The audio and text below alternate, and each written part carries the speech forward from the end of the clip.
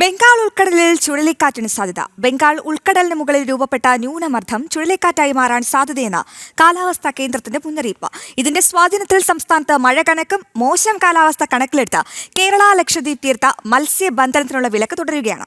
ചുഴലിക്കാറ്റ് രൂപപ്പെട്ടാൽ UAE നൽകിയ സെൻ യാർ എന്ന പേരിലായിരിക്കും അറിയപ്പെടുക.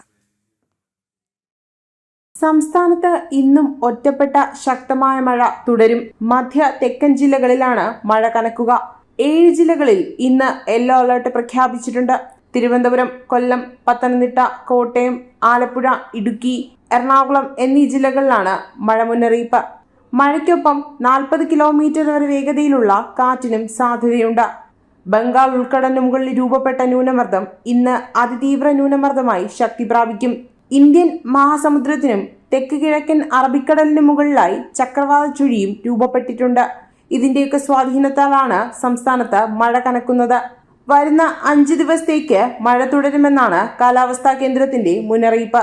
മോശം കാലാവസ്ഥ കണക്കിലെടുത്ത് കേരള ലക്ഷദ്വീപ് തീരത്ത് മത്സ്യബന്ധനത്തിന് വിലക്ക് ഇന്നും തുടരും. ബംഗാൾ ഉൾക്കടലിൽ ചുഴലിക്കാറ്റ് രൂപപ്പെടാൻ സാധ്യതയെന്നാണ് കാലാവസ്ഥാ കേന്ദ്രത്തിന്റെ നിഗമനം.